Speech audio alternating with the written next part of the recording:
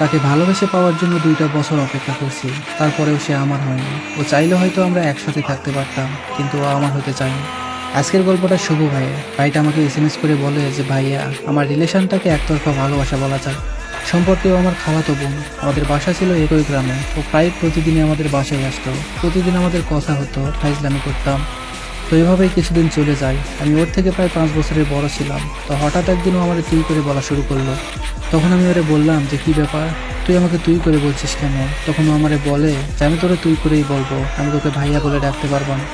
তো তারপর থেকে ও আমার বাসায় একটু বেশি আসতে শুরু করলো। আমি দুপুরবেলা ঘুমিয়ে থাকতাম, ও আমার ঘুম ভাঙিয়ে দিত, পানি ঢেলে দিত, আমাকে অনেকভাবে বিরক্ত করতো।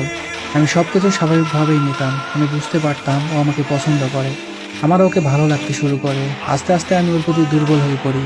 ও যেদিন আমাদের বাসায় আসতো না, সেদিন খুব মিস করতাম ওকে। আমি চাইতাম ও আমাদের বাসায় আসুক, আমার সাথে ফাইজলামি করুক, আমাকে বিরক্ত করুক। আমি অপেক্ষায় থাকতাম ও কখন আমাদের বাসায় আসবে। এভাবে চলছিল। তো কিছুদিন পর আমি ওকে প্রপোজ করি। তখন ও আমাকে বলে যে দেখ, এখন তো আমরা দুজনেই ছোট, 2 বছর পর আমরা রিলেশন করে বিয়ে করব। তখন আমি ওকে বললাম যে ঠিক আছে, সমস্যা নেই। আমি ওকে অনেক বিশ্বাস করতাম। আমি ভেবেছিলাম ও হয়তো সত্যি আমাকে ভালোবেসে আমাকে বিয়ে করবে। তো সবকিছু ঠিকঠাকই চলছিল। এভাবে প্রায় 1.5 বছর কেটে যায়। এই 1.5 বছরে আমি কোনো মেয়ের সাথে কথা পর্যন্ত বলিনি, রিলেশন তো দূরের কথা। কারণ আমি ওকে এতটাই ভালোবাসতাম যে ওর ছাড়া কাউকে ভাবতেই পারতাম না। প্রতিটা মুহূর্তে আমি ওরা মিস করতাম। আমি চাইছিলাম এক নারীতে আসক্ত হয়ে থাকতে, কিন্তু কে জানতো এই এক নারী আমার ভালো থাকাটাই কেড়ে নেবে। ও প্রতিদিন আমার বাসায় আসতো, সকালে এসে আমার ঘুম ভাঙাতো আর আমার ফোন চেক করতো। ও আমার মেসেঞ্জার, ইমো সব কিছু চেক করতো, দেখতো যে আমি কোনো মেয়ের সাথে কথা বলি কিনা। ও আমাদের সবসময় বলতো যে কোনো মেয়ের সাথে কথা বলবি না। আমিও বলতাম না।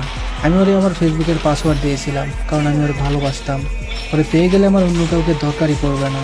এভাবে প্রায় আরও 3টা মাস কেটে যায়। কিন্তু হঠাৎ করে ও আমাদের বাসায় আসা বন্ধ করে দেয়, আমার সাথে যোগাযোগ করা বন্ধ করে দেয়। আমি ওর সাথে কথা বলতে পারতাম না। ওর সাথে কথা বলতে না পারলে এতটাই কষ্ট লাগতো, আমি হয়তো বলে বুঝাইতে পারবো না। আমি ওর অপেক্ষায় থাকতাম, কিন্তু ও আসতো না। একদিন হঠাৎ সকালে ঘুম থেকে উঠে শুনতে পাই যে ওর বিয়ে ঠিক হয়ে গেছে। কিভাবে মেনে নিব বিষয়টা বুঝতে পারছিলাম না। বুকের ভিতরটা কেমন যেন ফেটে যাচ্ছিল আমার। ওই সময়টা আমার মনে হচ্ছিল যেন আমার নিঃশ্বাসটা বন্ধ হয়ে যাবে। পরদিন ওর খালাতো ভাই বলল যে আজ নাকি ওকে রিং পরাতে আসবে। কলিজাটা ফেটে যাচ্ছিল। বিকালে শুনি ওর বিয়েই হয়ে গেছে।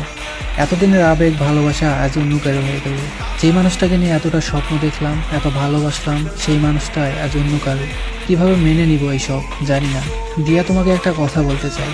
তুমি যদি আমায় ভালোই না বাসো, তাহলে এতদিন সময় নিলা কেন? এতদিন স্বপ্ন কেন দেখাইলা? এত ভালোবাসতে শিখাইলা কেন?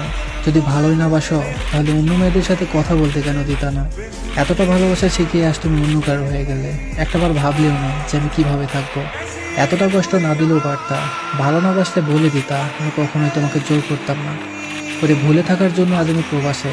ওর দেওয়া কষ্টগুলো আমায় ভালো থাকতে দেয় না। জানি না কখনো ভুলে থাকতে পারবো কিনা। তবে আমি চাই ওকে ভুলে থাকতে, আবার আগের মতো ভালো থাকতে।